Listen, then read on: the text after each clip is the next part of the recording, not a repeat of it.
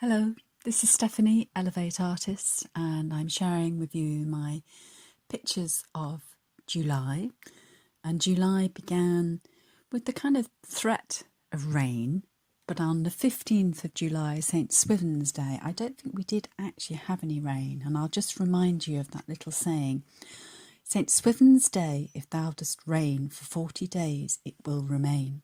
St. Swithin's Day, if thou be fair, for 40 days, 'twill rain nae mair. And I don't think it did rain. We have had a little bit of rain on and off. But we've also had a lot of heat. And July is named after Julius Caesar. And he was born in the 7th month. And as July is the 7th month, and he invaded this country in 55 BC, we have July. And July, for me, has been a lot of long walks around me in the countryside, but also a lot of time in my garden. And much earlier in lockdown, in April, we packed away the trampoline in the garden. My boys are now too big to be bouncing. And I planted a wildflower meadow. And you can see in the photographs that it very quickly, within 6 weeks, had changed from a barren, dry spot into just a buzzing circus of colour and flowers and bees and insects that is delightful to sit by each day. But we've also had, in the village of Downton, you can see in the photographs, the old cricket field, which is privately owned. The owners have planted a sunflower maze, which looks exquisite, and you can pre-order and buy your ticket and go through the sunflower maze, and all the funds will go to the Salisbury, which is very lovely. And on my walks around Hale and Bremer and Downton and Trafalgar, as you can see from the fields, the barley that I've been walking through has now been harvested and it's all stubbly. The swans have been out in mass down by the river. One morning I counted, I think it was 72 swans, just sort of gliding up and down. And in my back garden, the triumph of my back garden is a black hollyhock. Black, but with a pigment of kind of a dark, dark purple in it. And I've included a photograph that I've been sort of taking photographs at dusk and sunset. And one evening I went out, and the neighbour's cat, who's a lovely ginger cat called Whiz, was just sitting on a rooftop and just got caught at exactly the right moment in silhouette.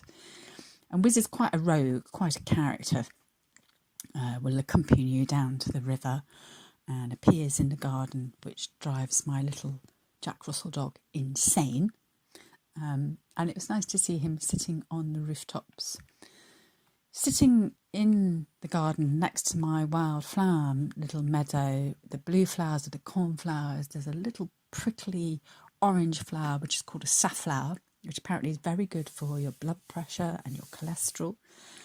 And you can see tucked into one of the hollyhock flowers is a bee who's absolutely drenched in pollen. I was also given a large bucket of red currants, which were just exquisite. And I wish I'd taken a photograph of the red currants before I transformed them into jelly, and a jar of electric pink gin, which basically I have to shake every day to shake up the sugar and the red currants and the gin, and will be ready sort of Christmas time. There's a dappled walkway in Bremer, an archway with apple trees trained along it, which I love to pass by every sort of summer and autumn and see the apple trees kind of going from blossom into fruit. And the apples are just starting now.